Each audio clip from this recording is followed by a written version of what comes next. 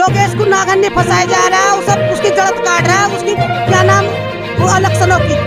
ये इलेक्शन भी 420 तो हुआ है और अब फिर से इलेक्शन का दूर से जान से खत्म करने की कैसे मानते हो भाई इलेक्शन 420 से हुआ है? उसने लाइट भगाई थी, उसने बक्सा लोकाया था। तो लाइट भगानी उसके हाथ में? हाँ, उसने पैसे दिए थे, उसने मॉल खरीदते हैं लोग बाग डरा कर, अपने गाँव वालों को डरा कर धमकी देगा, घर घर जाकर ना हो। आसपास के गाँव नहीं, ये पूरा उत्तराखंड के साथ रहेगा। अगर वो जेल जाता है तो यहाँ आंदोलन बहुत बड़ा होगा। सड़कों पर दलित समाज रहेगा, महिला भी, बच्चे भी, और रोड जाम कर देंगे यहाँ की पूरे उत्तराखंड का। ना तो यूपी में जान देने के, ना उत्तराखंड के यूपी में आन देंगे जी।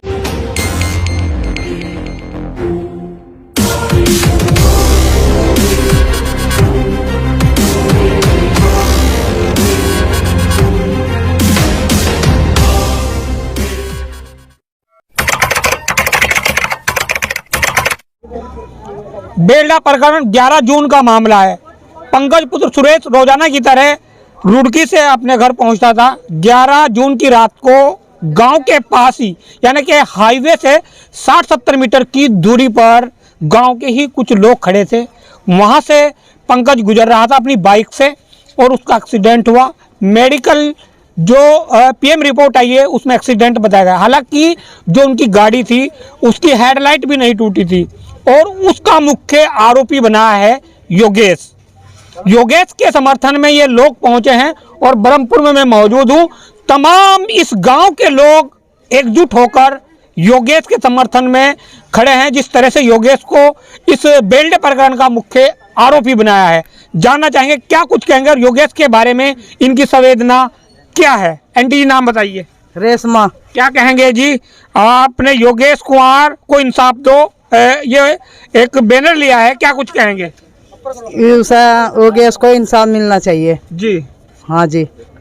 जैसे मुख्य आरोपी है वो, साफ तौर पर प्रशासन का कहना है कि वो मुख्य आरोपी है, तो क्या कहेंगे? वो तो निर्दोष है, वो तो ऐसा लड़का नहीं है, वो नहीं ऐसा। कैसे मानते हो वो निर्दोष है? हम अच्छी तरह जाना है, उसे सबके साथ खड़ा रहा है, वो सबके वो करा जी, गरीबों की भी सहायता करा, उधर फंसा रहे। ऐसा नहीं है वो लड़का। कौन फंसा रहे हैं उसको?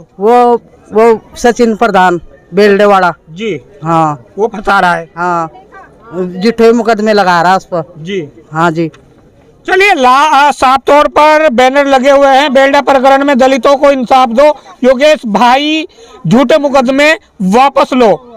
जी, नाम बताइए।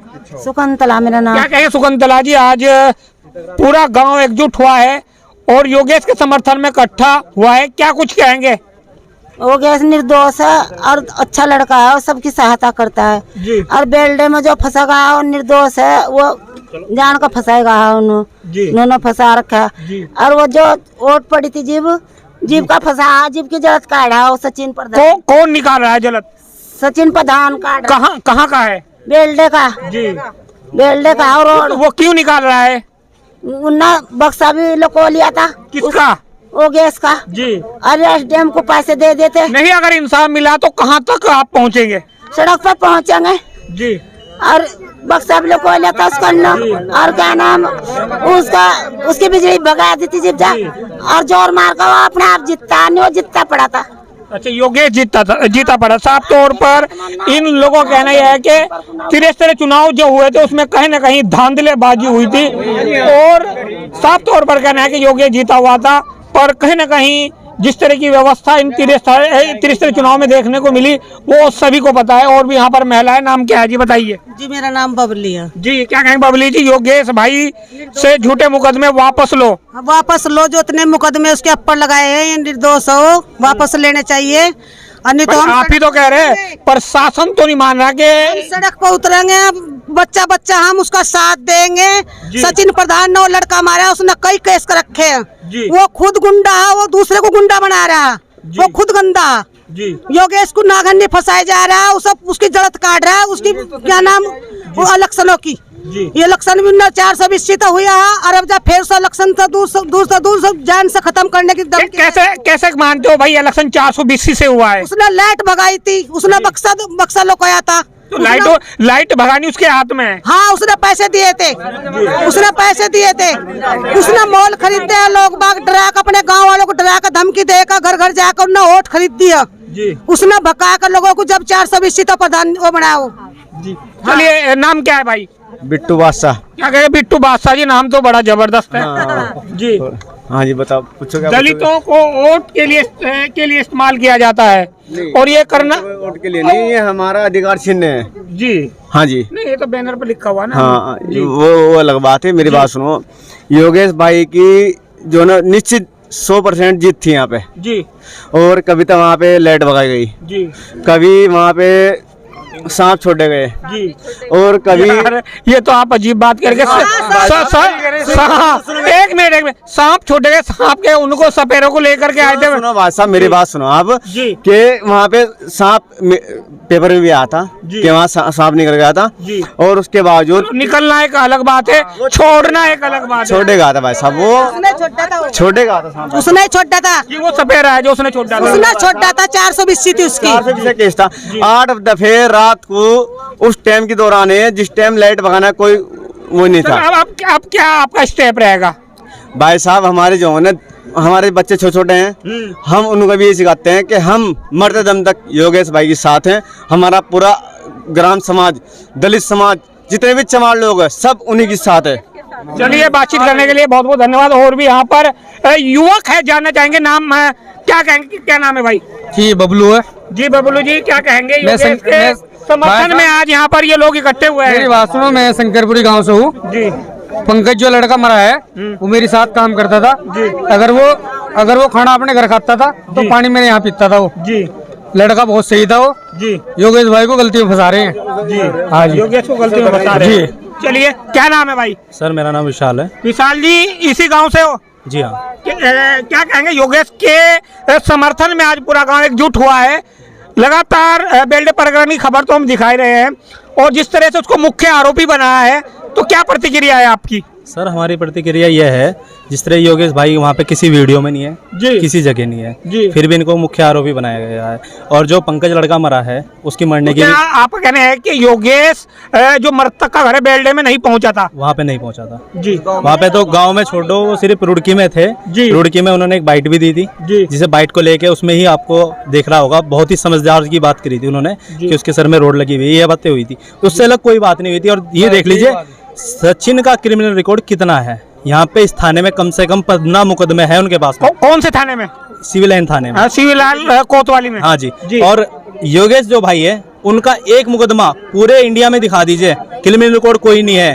वो कार्य करता है यहाँ के, प्रशासन भी जानता है और प्रशासन भी जानता है। और दूसरी बात, यहाँ के समाज के इतने अच्छे व्यक्ति है कि किसी की धी बेटी का ब्याह हो या किसी का भी कोई भी हरज मरज हो, उन्हें हर तरीके से सहायता देते हैं वो। साफ तौर पर इस गांव के लोगों का कहना यह है कि योगेश जब इनको जरूरत पड़ती है कहीं न कहीं इनकी मदद भी करता है। यहाँ पर यहाँ गांव के लोग भी मौजूद है। नाम बता दीजिए। मेरा नाम दलवीर सिंह है जी। क्या कहेंगे जो आज एकजुट हुआ है और आपने मीडिया को याद किया है? देखिए, हमारा समाज एक अब भी आज के टाइम में हमारा समाज दबा कुचला समझते हैं लोग बाग जी। मतलब जैसे हमारा कोई युवा नेता हो गया जी, उसे दबाने का काम करते हैं, और वैसे ही हमारे योगेश भाई को दबाने का काम किया है समाज, इस तानाशाही सरकार ने। और ये जो तानाशाही सरकार है, ये हमारा समाज इसकी तानाशाही नहीं सहेगा।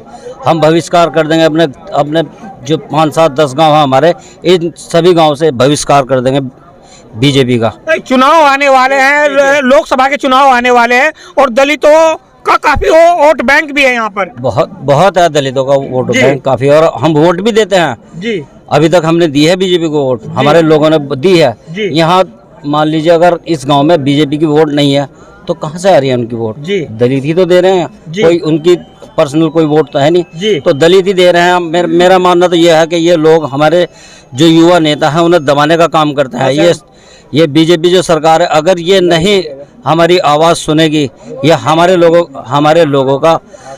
को ऐसे ही दबाती रहेगी तो हमारा समाज सड़कों पे उतरेगा, और जो हमसे बन पड़ेगा वो हम अपने समाज के लिए करेंगे। और ये हमारा जो समाज है ना, ये अब दबा कुचला नहीं रहा है। ये हम इस सरकार को बता देना चाहते हैं। हमारे योगेश भाई जो है ना हमारे, वो एक बहुत अच्छे नेता है, युवा नेता है। वो हमारे समाज के लिए हर समय तैयार खड़े हैं, मतलब किसी भी तरह की दिक्कत परेशानी हो वो हमारे समाज की सेवा करते हैं। तो उसी वजह से ये तानाशाही सरकार और कुछ उनके लोग जो यहाँ सरकार में बैठे हैं वो हमारे समाज अभी तक अगर इंसाफ नहीं मिला तो भाई क्या तुम्हारा स्टेप होगा, कहाँ तक पहुँचोगे आप? हम सड़कों पे उतरेंगे, जो हमारे से बंद पड़ेगा वो हम करेंगे, लेकिन हम प्रशासन जी मतलब आपसे होना चाहिए। सचिन प्रधान ही गंदा है। सचिन प्रधान ने चंद्रशेखर पर गोली चलवाई है, उनने भी उस पर गोली चलवाई, उसकी गाड़ी में गोली लगी, सब गोली लगी है चंद्रशेखर का। जी चलिए और भी यहाँ पर है जी। क्या नाम है? सर मेरा नाम सचिन है जी। और जैसे कि 10 गांव वाले भी बता रहे हैं मीडिया को, और मैं भी यही बताना चाहता हूं आप लोगों के माध्यम से कि योगेश भाई निर्दोष है, उसको गलत फंसाया जा रहा है और सरकार ये बात अपने कान में डाल ले। योगेश भाई निर्दोष है, उसका कोई कसूर नहीं है इसमें बेल्डे प्रकरण में, लेकिन फिर भी ये कुछ लोग उसे योगेश भाई को फंसाने का काम कर रहे हैं, जो कि बिल्कुल गलत है और ये बिल्कुल बर्दाश्त नहीं किया जाएगा। हम भाई को कुछ भी होता है तो हम सब लोग सड़कों पे उतरेंगे, सब अंडा बच्चा वहीं पे जाएगा। जी नाम बताइए। जी मेरा नाम प्रदीप कुमार है जी। और मैं बेल्डा प्रकरण में ये कहना चाहता हूँ योगेश भाई जी के बारे में। आप एक बार बेल्डे का रोड चेक कीजिए और आप एक बार हाईवे का रोड चेक कीजिए। आप हाईवे पर जो 100 की स्पीड पर चल सकते हैं और आप बेल्डे प्रकरण में गांव में जाकर आप 20 की स्पीड पर नहीं जा सकते। जिप बाइक 20 की स्पीड पर नहीं जा सकती, बाइक जो की त्यों है, बाइक का कुछ नहीं टूटा। और पंकज भाई का मर्डर केस मतलब बना दिया बेल्ट वालों ने। तो पीएम रिपोर्ट आई है, उसमें एक्सीडेंट से उसकी मतलब हादसा हुआ है। सब झूठी एक्सीडेंट तो तभी मानने जाता ना अगर हाईवे रोड होता है, जीटी रोड हाईवे जी, उस पर जो क्या नाम गाड़ी पर भी चोट आती और लड़का मर जाता। लेकिन वहाँ तो रोड ऐसा हुआ, जिला पंचायत का सदस्य है, किसी गांव में ऐसा रोड नहीं है जैसा बेल्ट में रोड पड़ा है। आजकल गड्ढे हो रहे हैं, वहाँ से 20 की स्पीड पर गाड़ी नहीं जा सकती, तो क्या नाम गाड़ी का कुछ नहीं टूटा और वो लड़का एक्सीडेंट में दिखा दिया। बिल्कुल सरासर न्याय है, बिल्कुल बेल्डे प्रकरण में योगेश को मुख्य आरोपी बनाया है, क्या कुछ कहेंगे? आज गांव के लोग एकजुट हुए हैं। योगेश भाई को तो झूठा करार दिया है। जिस टाइम चुनाव हुए थे उस टाइम बेल्ट से रिपोर्ट आई थी, वहां पर हमारे भाई थे, कहा लगे जो सचिन प्रधान है उस पर दलित यादवों का जबरदस्ती वोट डलवा रहे थे। इधर से फिर हमारे भाई योगेश जी वहां पर गए, योगी जी ने देखा, उसको समझा, देखो भाई वोट का अधिकार सभी को कहीं भी दे सकता है बंदा, जबरदस्ती नहीं होगी वोट के साथ में। तो उस नोक जोक के साथ में जो सचिन ने यहाँ पर इसकी वो निकाल लिया भड़क। तो साफ तौर पर आपका कहना यह है कि जो सचिन प्रधान है उसने ये भड़ास निकाली है, उसने भड़ाक निकाली। तो आप बताइए सरकार ने यानी कि प्रशासन ने उसको मुख्य आरोपी बनाया है, तो क्या स्टेप होगा आपका? हमारा स्टेप ये होगा, अगर हमारे भाई योगेश को नहीं न्याय मिला ना तो सड़कों पर अंडा बच्चा धरना देगा और प्रशासन ये कहेगा ना सबको जेल में अंदर कर दो, अंडा बच्चा सब जेल के अंदर हो जाए। लेकिन योगेश भाई को इंसाफ मिलना चाहिए, उसके ऊपर जो क्या नाम बेकसूर धारा लगाए रखी है। साफ तौर पर यहाँ के लोगों का कहना यह है कि योगेश निर्दोष है और पूरा गांव यानी कि क्षेत्र के यहाँ जितने भी गांव है सब उनके साथ है। ब्रह्मपुर के लोग एकजुट हुए और योगेश के समर्थन में आए हैं, तो क्या कुछ कहना चाहेंगे? हम योगेश भाई के साथ हैं मन तन से जी। जहाँ अगर जेल जाकर जेल हम भी जाएंगे इसके साथ। जिस तरह से बेल्डे प्रकरण में मुख्य आरोपी बनाया है ये गलत है जी, निर्दोष है बिल्कुल। कैसे मानते हो भाई वो निर्दोष है? मतलब वहाँ प्रशासन तो नहीं मानता इस चीज को। मतलब वहाँ है नहीं था वो जी, वहाँ तो है नहीं था वो जी वहाँ है नहीं था वो, तो उसे नाम दिएगा उसका, उसे फंसाएगा उसे वहाँ जबरदस्ती फंसाएगा नहीं, वो नहीं था योगेश जी। योगेश नाम क्या जी? रमेश चंद। जो आज एकजुट हुए हैं योगेश के समर्थन में, तो क्या कुछ कहना चाहेंगे? भाई गांव ब्रह्मपुर में आए हुए मीडिया वाले जी, तो हम तो गांव ब्रह्मपुर छोड़कर अगर और गांव जो पास के भी वो भी योगेश भाई के साथ में जी। और योगेश भाई को मतलब ऐसी क्या खूबी है योगेश में, आसपास के जो गांव है योगेश के साथ है, ऐसा क्या उसने किया है? योगेश के साथ आसपास के गांव नहीं है, पूरा उत्तराखंड उसके साथ रहेगा। अगर वो जेल जाता है तो यहाँ आंदोलन बहुत बड़ा होगा जी। सड़कों पर दलित समाज उतरेगा, महिला भी बच्चे भी जी, और रोड जाम कर देंगे यहाँ से पूरे उत्तराखंड का, ना तो यूपी में जान देने के ना उत्तराखंड के यूपी में आन देंगे। यहाँ से बिल्कुल सील लग जाएगी किस्म सील लग जाएगी अगर नहीं योगेश को छोड़ा गया। योगेश तो निर्दोष है जी, योगेश निर्दोष ना तो उसका फोटो है कहीं से जी, एक भी आ रहा कहीं भी। और जो लड़के रोडों के हमारी जो महिला बहन बच्चे हैं उन्हें घसीट कर घर में से निकाल कर वो पिट्टी जा रही है।